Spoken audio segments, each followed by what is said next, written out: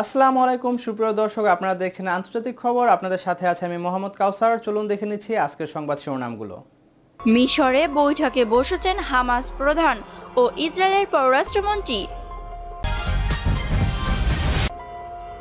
এছাড়া ৩,০০০ আফগানকে সরিয়ে নিচ্ছে যুক্তরাজ্য। ক্ষমতা বাঁচাতে মরিয়া নেতানিয়াহু। ফিলিস্তিনিদের নিহত শিশুদের ছবি শেয়ার করলেন পাকিস্তানের প্রেসিডেন্ট। যোগী অঙ্গরাজ্যে নদীতে ছুঁড়ে ফেলা হচ্ছে করোনায় মৃতের লাশ। শ্রীলঙ্কাকে মোটা অঙ্কের সাহায্য, বাংলাদেশের প্রশংসায় ভারতীয় মিডিয়া। সুপ্রিয় দর্শক, এতক্ষণ দেখছিলেন আপনারা সংবাদ শিরোনাম। এখন আমরা চলে যাচ্ছি বিস্তারিত খবরে। দর্শক মণ্ডলী, নতুন নতুন আপডেট নিউজ পাওয়ার জন্য আমাদের চ্যানেলটি সাবস্ক্রাইব করে পাশে থাকা বেল বাটনটি অন করে দিন। ধন্যবাদ। ফিলিস্তিনের গাজা উপত্যকায় টানা 11 দিন তাণ্ডব চালানোর পর যুদ্ধবিরতিতে সম্মত হয় দখলদার ইসরায়েলি বাহিনী। গাজার ইসলামী প্রতিরোধ আন্দোলন হামাস ও ইসরায়েলি বাহিনীর মধ্যে এ যুদ্ধবিরতিতে মধ্যস্থতা করে মিশর। এবার হামাস ও ইসরায়েলের মধ্যে যুদ্ধবিরতি আরও সংহত করে গাজা, পশ্চিম জেরুজালেম, আল আকসা, শেখ জাররা এলাকা স্থায়ী শান্তি ফেরাতে বৈঠকের আয়োজন করেছে দেশটি। মিশরের রাজধানী কায়রোতে আয়োজিত এই বৈঠকে হামাস প্রধান ইসমাইল হানিয়া ও ইসরায়েলের পররাষ্ট্রমন্ত্রী গাবি আশকেনাজি অংশ নেবেন। তবে কবে কোথায় ত্রিপাত্রিক এই বৈঠক অনুষ্ঠিত হবে তা জানায়নি মিশর। তবে হামাস ও ইসরায়েলি নেতাদের বৈঠক ঘিরে কায়রো জুড়ে কঠোর নিরাপত্তা বলয় গড়ে তোলা হয়েছে বলে জানিয়েছে দেশটির পররাষ্ট্র মন্ত্রণালয়। কাতার ভিত্তিক গণমাধ্যম আল জাজিরার এক প্রতিবেদনে বলা হয়, রোববার কায়রো পৌঁছেছেন ইসরায়েলের পররাষ্ট্রমন্ত্রী গাবি আশকেনাজি। সেখানে গিয়ে তিনি উচ্ছ্বাস প্রকাশ করেও টুইট করেছেন। টুইট বার্তায় ইসরায়েলের পররাষ্ট্রমন্ত্রী লেখেন, প্রায় 13 বছর পর কায়রো সফরে এসেছি। সফরে মিশরের পররাষ্ট্রমন্ত্রীর উপস্থিতিতে আমরা হামাসের সঙ্গে স্থায়ী যুদ্ধবিরতি ও গাজা পুনর্নির্মাণের সহযোগিতার বিভিন্ন দিক দিয়ে আলোচনা করব। এর পাশাপাশি হামাসের জিম্মায় থাকা ইসরায়েলি বন্দীদের মুক্তির ব্যাপারেও আলোচনা হবে। রোববার কায়রো পৌঁছেছেন ইসরায়েলের পররাষ্ট্রমন্ত্রী। মিশরের পররাষ্ট্রমন্ত্রী শামে শাকৌরি জানিয়েছেন, পশ্চিম জেরুজালেম পবিত্র আল আকসা মসজিদ সহ ওই এলাকায় অবস্থিত সকল ধর্মীয় স্থাপনার বিষয়টি মাথায় রেখে মিশর দুই পক্ষের সঙ্গে আলোচনা করেছে। সেখানে শান্তি ফেরাতে প্রচেষ্টা অব্যাহত রাখবে কায়রো। তিনি বলেন, হামাস ও ইসরায়েলের মধ্যে যুদ্ধবিরতি স্থায়ী করতে ঢাকা বৈঠকে আসার সব অতিথিদের নিরাপত্তা নিশ্চিন্তে সর্বোচ্চ সতর্ক রয়েছে মিশর। বিষয়টি দেখভাল করতে মিশরের প্রেসিডেন্ট আবদেল ফাত্তাহ আল সিসির দেশের গোয়েন্দা বিভাগের প্রধান আব্বাস কামেলকে তদারকি দায়িত্ব দিয়েছেন। হামাস ও ইসরায়েলের যুদ্ধবিরতি নিয়ে আলোচনার বৈঠকে উপস্থিত থাকবেন মিশরের গোয়েন্দা প্রধান আব্বাস কামেল। এর আগে রোববার গাজায় হামাসের সঙ্গে যুদ্ধবিরতি আরও দৃঢ় করতে বৈঠক করেন ইসরায়েলের প্রধানমন্ত্রী বেনিয়ামিন নেতানিয়াহু। মিশরের গোয়েন্দা প্রধান আব্বাস কামেল। আফগানিস্তান থেকে ৩,০০০-এরও বেশি আফগানকে সরিয়ে নিয়ে যাচ্ছে যুক্তরাষ্ট্র। এরা সবাই ব্রিটিশ সেনাবাহিনী ও দেশটির সরকারকে সহযোগিতা করেছে বা সহযোগিতাকারী পরিবারের সদস্য। আফগানিস্তান থেকে যুক্তরাষ্ট্র সহ অন্যান্য দেশের সেনা প্রত্যাহারের ঘোষণার পর নিরাপত্তা ইস্যুটি মাথায় রেখে এমন সিদ্ধান্ত নিয়েছে যুক্তরাজ্য। একই সঙ্গে যুক্তরাজ্যের এদের বসতি স্থাপনের সুযোগ দিচ্ছে ব্রিটিশ সরকার। স্থায়ীভাবে তারা সেখানে বসবাস করতে পারবেন। এর মধ্যে ১,৩০০ জন দেশটিতে প্রবেশ করেছে।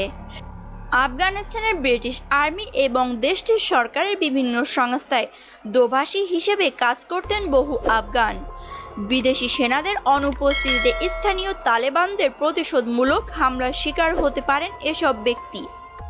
এমন সংখ্যা থেকেই তাদের সরিয়ে নিয়ে যাওয়া হচ্ছে।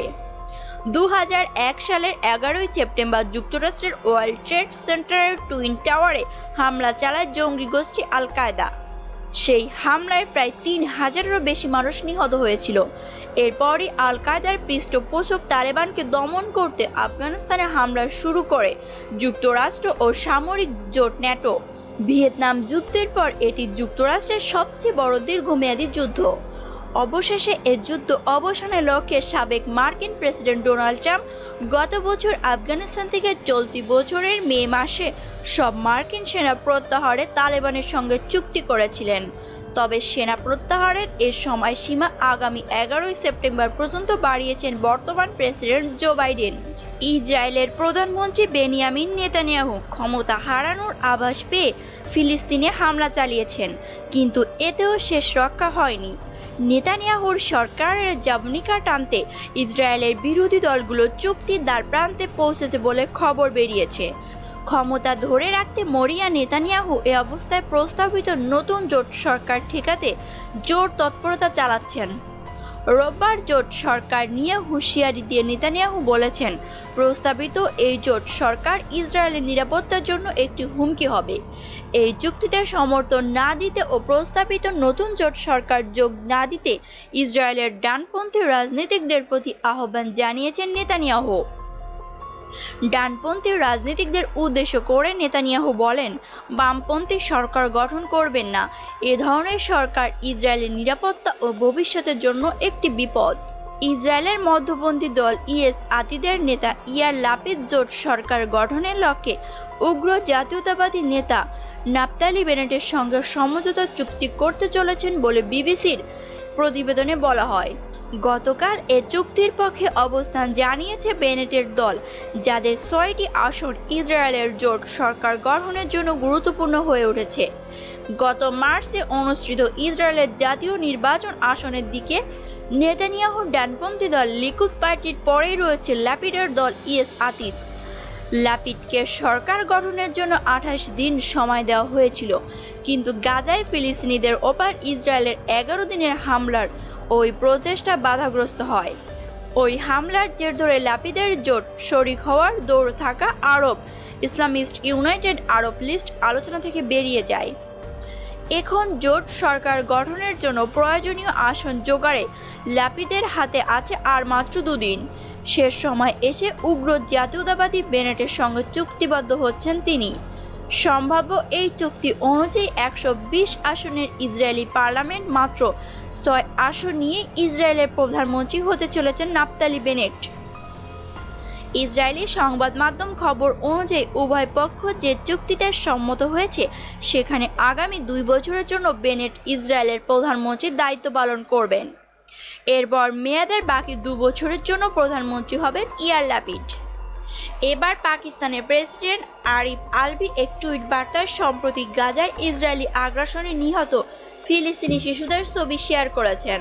শনিবার নিজের টুইটার অ্যাকাউন্টে যুক্তরাষ্ট্রভিত্তিক দৈনিক পত্রিকা নিউ ইয়র্ক টাইমস প্রকাশিত নিহত শিশুদের কোলাজ শেয়ার করেন তিনি।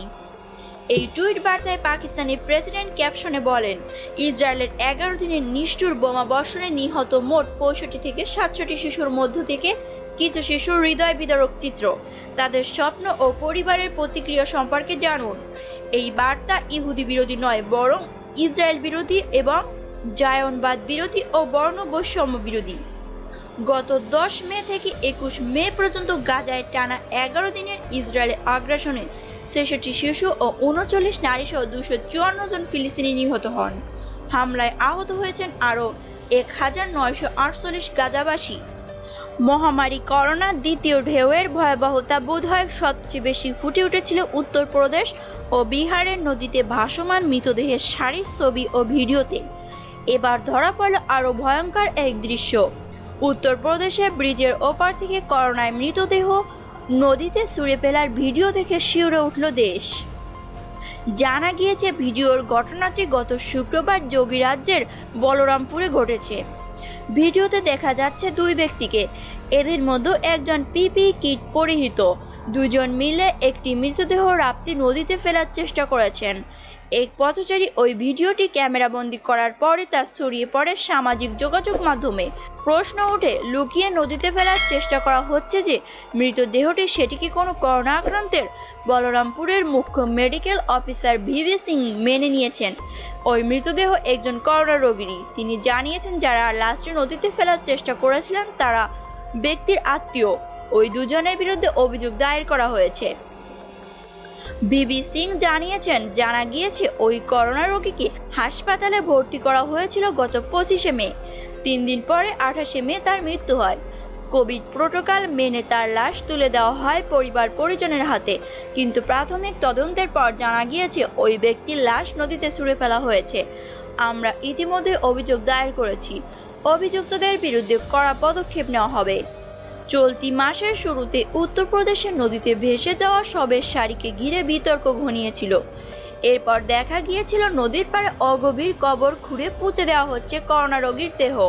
বিতর্কের মধ্যেই রোগীর সরকার সকলকে এ ব্যাপারে সচেতন হওয়ার বার্তা দেয়। এভাবে মৃতদেহ নদীতে ভাসালে কিংবা পাড়ে পুঁতে দিলে যে কড়া ব্যবস্থা নেওয়া হবে জানিয়ে দেওয়া হবে তাও। কিন্তু তা সত্ত্বেও যোগীরাজ্যের বাসিন্দারা সচেতন হননি, তা ফের পরিষ্কার হয়ে গেল এই ঘটনায়। মহামারী করোনা ভাইরাসের আঘাতে মারাত্মক অর্থনৈতিক সংকটে পড়েছে শ্রীলঙ্কা।